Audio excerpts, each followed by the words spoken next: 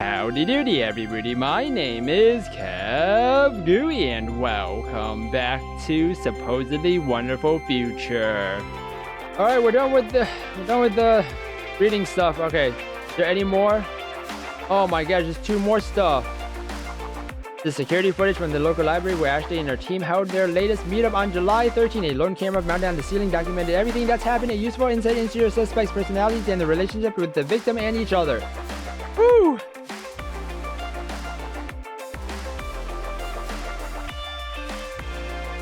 Oh, you guys are super awesome. Watching the entire day of records would be a serious time investment, but at least the times of timestamps displayed nearby suggests you don't have to. Sean left you a shortcut to the most important bits. Oh, thank goodness. Do I have to read it? Please tell me I don't have to read it. The place reminds you of a classroom probably because of lined up desks. Each one is fitted with a terminal. I need to read fast. I can't read slow on this. I mean, if I do read slow, it's because I forgot the words. This game is breaking my memory with words. The only person present is Ashley, occupying one of the desks, waving her hands at the screen. Soon after the video starts, a man walks into the room. A caption appears over his head for a moment, reading Daniel's Suspect C. On your own terminal, you see a full transcript of the video displayed nearby. Ooh, do I get to watch it? Oh, please let me be able...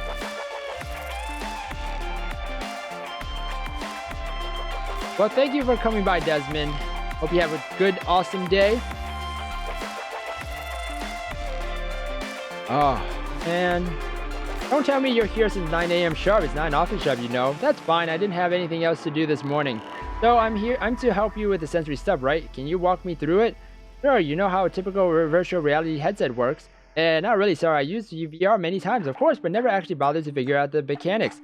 It's alright, I'll explain. Let me just get mine out of the bag. That's a slick-looking red thingy. Did you choose it to match your hair? I did, actually. So the first important part is that it covers your entire field of vision. That's kind of the point. If you have bits of reality left on the periphery, you might as well take the thing off and watch your show on a flat screen, the old-fashioned way. Alright, Desmond. Thank you for coming by, though. Alright, so since you guys, some of you guys have been late to this, Daniel, okay, so I read a bunch of suspects, right? And Daniel's is Suspect C, which apparently stalks or like really likes Ashley a lot, which makes it very uncomfortable for Ashley and also her best friend. No, my Markiplier is not my brother. That would be cool, but not my brother. But yeah. Okay. Alright. Next, we have these extensions that cover your nose and cheeks. They regulate the temperature inside, blow streams of air to simulate the wind, and also contain scent cartridges that distribute tiny amounts of gas next to your nostrils. They have a limited amount of chemicals, of course, and you can always get spares, but these days it's optimized so well that you won't need a refill for a long time. Looks simple so far. What's also important is that cartridges don't contain a smell for every possible occasion. There's limited scent palette, and generally you have to mix the basics in different proportions to get different, specific, and realistic. So doing scents is akin to being a sound designer who makes an audio track for a movie from his collection of simple effects. Sometimes it's straightforward, sometimes you need to get creative. I actually spent some time mixing your own library of scents, so you won't have to worry much about chemistry. It doesn't have everything, but it should give you an instant solution for the typical stuff. The kind of stuff you'd expect to encounter in a show like ours. Anyway, cool, thanks. And in touch, you need gloves for that, right?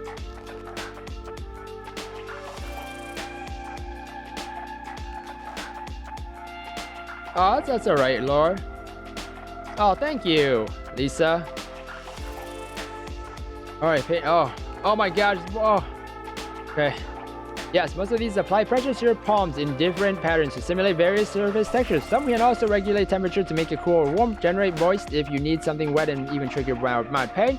In our case, it's usually less varied than scents, so you should be fine with standard presets. Just familiarize yourself with them. And don't mean to question your work here, but is it worth it? Does it really make the show better? Well, generally it's up to debate. Some will call it a useless gimmick and say that the plot is still the most important thing, with the rules of storytelling not changing. Since prehistoric people shared tales by the campfire. Others will call it the future and tell you to go for total immersion. Most will be somewhere in between, but as for our own audience, they love it almost unanimously. Not a single episode is released without somebody leaving a shining comment about how they like this fancy smell or that funny touch. So for now, I'd say it's a no-brainer. So basically, once you finish editing an episode, I would need to go through it and determine which effects to use and where.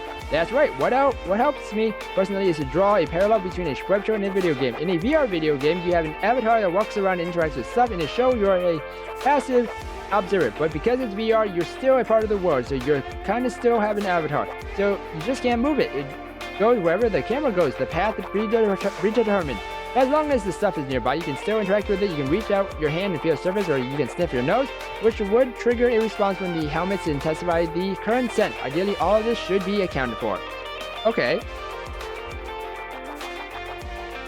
Yeah, this music just keeps on playing, Lisa. It keeps on playing until like I leave this place or something happens. I don't know. But there's not a time where there's no music. Now, the good news is that you don't need to worry about all senses of all the time. The human brain won't appreciate it anyway. It gives the most proper power to the senses you're concentrating on and moves everything else to the background. So for any given scene in the show, think what would be naturally engaged. Like, if a character appears for the first time in fancy new clothes, sight is obviously important. And maybe a nice smell of perfume she's wearing, but not the temperature around, because you wouldn't care about it in real life. Even if it's really hot or cold, you would be momentarily distracted by her arrival. On the contrary, when two characters are having an idle conversation for quite some time, you are outside and it's getting dark, then adding a touch of cold breeze might just be the right thing. You're still with me? Yeah, sure, I think I get it. Want to start with doing a few effects together? It should be a couple of hours until others arrive. Of course, let's do it. And the pre-selected fragment. Oh, lucky you, Lisa. You get to dance to the music. I have to read through the music. Oh, there's like, what, 4 more left? Oh my gosh, there's like 5 more left. Oh. Please be short, please be like 1 page. The room is significantly more crowded this time. Ashley is sitting behind the same desk, while the desk nearby is occupied by another woman who looks slightly older. Daniel's not around, but there's a different man leaning against the wall to the left. He's tall, blonde, and has a slightly bored expression on his face. There is an image of another man's bearded face projected right onto the wall in front. Must be on a video call participating in the meeting only remotely. The aliens did this, Lisa. The wall to the right, however, contains the most peculiar sight of all. A girl is standing there, her arms crossed, her face a wide grin, a long and very realistic looking sword beside her.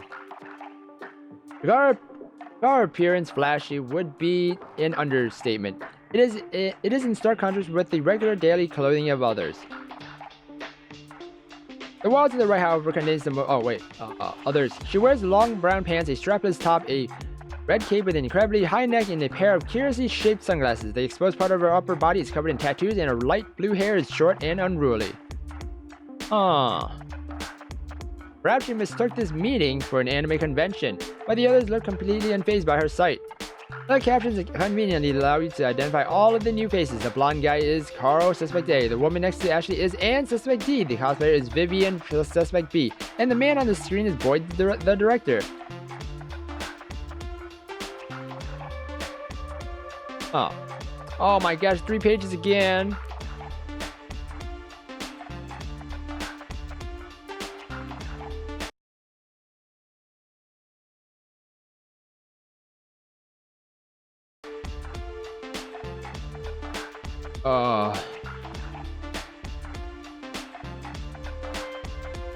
Alright, a couple of quick things.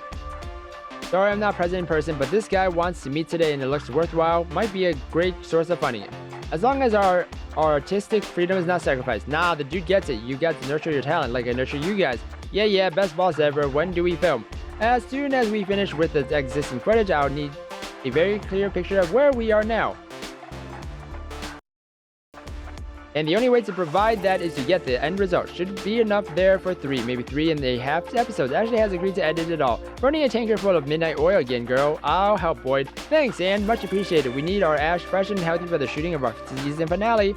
In the script, Chloe is putting in the final touches. I think you I think you people will love it. I think I'd love my own script even more. Carl, you know I can't give you anything mid-season when the deadlines are starting to get real. What can I say? You can't rush a masterpiece. Yeah, I'm not even trying to get at this point, but I read Chloe's near finished version, and I honestly think she did a great job. I have a lot of awesomeness visualized in my head right now, and if it comes to life, this will end up being our best season yet. We might even have trouble topping it further down the road. Wrong, our journey will continue upwards as far as it takes. Oh hey Vivian, haven't noticed you there. Who are you this time? I'm the mighty Kamina, the man of indomitable spirit and masculinity. You'd better remember that. That didn't really help. It's always some kind of ancient cult classic, right? Be thankful you missed the last time. It was a radio host of some sort. Wouldn't shut up about hooded figures and the dog park. I sound like a Google Translate, Lisa. I don't know. I think the Google Translate talks slower. Knowing her, she's probably nailed it again. Got all the little things right and we can't even appreciate them. I hear ya. The subtle references are wasted on us. Anyhow, I'm thinking about 2 days of shooting, 8 hours straight. Just the way you like it. Outdoor scenes when the weather is right, indoor scenes otherwise. The indoor set is prepped in all yours. And sure thing, shall I start whenever? Yeah, do you props and lighting magic. Chloe should fill you in on what we're aiming for. Just don't go overboard and please don't turn this into a weightlifting championship again. We need you fresh and healthy as well. Even if you're not on screen, if something heavy needs to be moved, call me. I'm good at dumb manual labor. Oh, got it. Thanks, Boyd. You also need a costume for Carl and the makeup done for all 3 of you, which I assume won't be a problem for our Vivian. Because who the hell do you think I am? Right, I'll take that as yes. And if anyone has friends who wants to play extra, now is the time to invite them for our park scene. We'll need 15, maybe 20 people. At 25, if we do some sweeping shots, but that's the limit. Simon, how many times did I tell you you're a spiral being? Spiral beings have no limits. Who's Simon? Is there any point in asking? Oh, and while we're having fun on set, Daniel is going to do FX integration. Ash, I hope you can patiently show him the ropes until then and resist doing everything quickly by yourself. Don't worry, I get it. Teach a man to fish and all that. Some people are just incapable of fishing. Believe in me, Simon. You do not believe in him. Believe in me. Believe in Kamina who believes in him. Yeah, what she said, and that about covers it. Now, excuse me, I have to go and court our supposedly juicy investor. Everyone, thanks for your time. End of pre-selected fragment.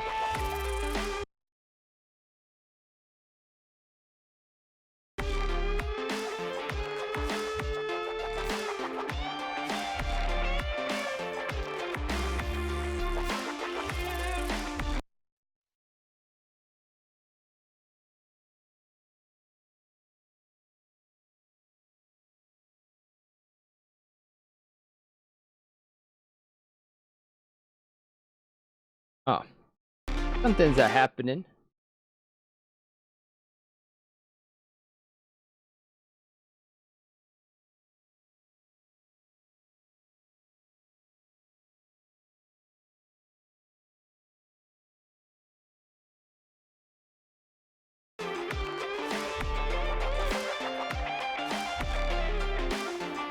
Okay.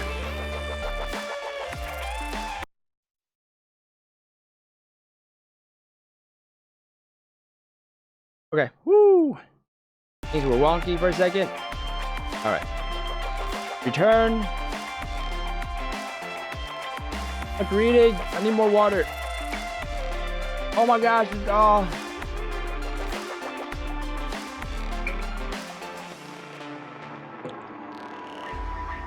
The setting is back to what it was like in the morning. Ashley is concentrated on her work. Daniel is sitting nearby, wearing Ashley's red headset. Most of his face is covered by the device, but judging by the smile on his lips, the guy's having fun. Oh yeah, I'm dehydrated. Oh my gosh, why is it 1 out of 3 all the time? Hey, that's a nice one. Oh, chamomile? I feel relaxed already. That's a nice strawberry and a touch of vanilla. Wow, what on earth was that? Was that a fart? Sorry, oh yeah, I did those 4 types. 4 farts? Yep, depending on the food one might have eaten before. You're messing with me. Just imagine the possibilities. You can't deny that VR took fart jokes to a whole new level. What a time to be alive. Ha ha ha. Daniel takes the headset off. But honestly, this library is amazing. You must have spent months making it. It was fun. How do you manage to do this? Do what? pour so much heart and soul into this thing. Well, we're all given a lot of days in this life, might as well spend them on something. But don't you ever want something more tangible, like a real job? And what's a real job? Something that pays well, for starters. You know, we do get some money out of this. Not enough to pay the bills. Come on, you know what I mean. Working for some nice big company, getting a juicy paycheck every month, never having to worry that the whole thing might fall apart tomorrow. Sounds nice, right? Woo! For somebody else, perhaps I'm not cut out for the corporate world. I'd rather be a part-time waitress than give up doing what I love. That's weird and amazing. Weird and amazing at the same time. Hee hee, I'll take that as a compliment. Hey, Ashley, I've been meaning to ask you, do you want to go out with me? What's that? Sorry? Go out with me. I really like you. Okay, this is really awkward. I appreciate your asking me, Dan, but I'm not really interested. Are you sure? I'm sure. You're a really nice guy, and I'm sorry if I gave you the wrong impression, but yeah, sorry. You need some time to think about it, that's fine. Time is not the issue here. I'm just not interested. I mean, there's no need to rush or anything. Just one day. I know this great place. No, seriously, I value you as a friend, but I don't want to take it any further. Come on, Ash. Just give me a chance. I'll promise I'll make it worth your while. Dan, please, I made up my mind. If you could only turn away from your screens and listen to me for a moment. I did that, Dan. I started to listen very carefully when I realized how serious your request is. And I said, no. No means no. Please don't turn this into a problem. Stop. Just stop, okay? Lisa, when you try to read without breathing, mouth workout.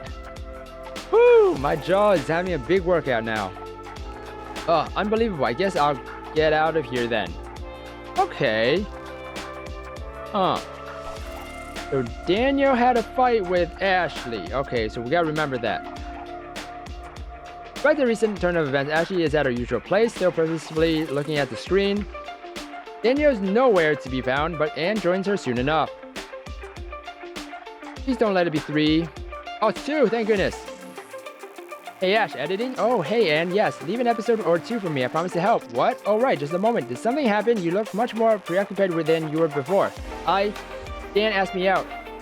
Losing mouth weight. What? Like while you're helping him with the effects? Yes, I said no. Oh, I assume he didn't take it very well. That's the problem. He didn't take it at all. He just kept going, so I had to put my foot down, and it got really awkward, and I'm sorry you had to go through that, darling. You think I did the wrong thing? What? Of course not. You're not remotely interested in the guy, right? Yeah, then how can you even ask that? But I heard him. At least I think I did. He sure left the room pretty fast. That should be irrelevant, isn't it? When somebody asks you out, you respond and they live with it as simple as that. If he can't take no for an answer, that's entirely his problem. Yes, but look, Ashley, I know how considerate you are. Hell, you're the most caring person I've met, and I love you so much for that. But some people don't deserve your empathy. I've always thought that guy is no good. You shouldn't worry about him so much. That's just not who I am, and I care for people. Even if I get burned, I keep looking for the good side. All the work I'm doing here, there's no point in it if I don't. I know, sweetie, but you can't sacrifice yourself. It's always hard to tell when I stop investing and start sacrificing. That's why I'm here. You care for everybody. I care for you. Come on, shut up. Let's go get some fresh air and a nice cup of iced coffee. The weather is awesome today. Thanks, Anne. Just give me a moment, alright? Sure thing.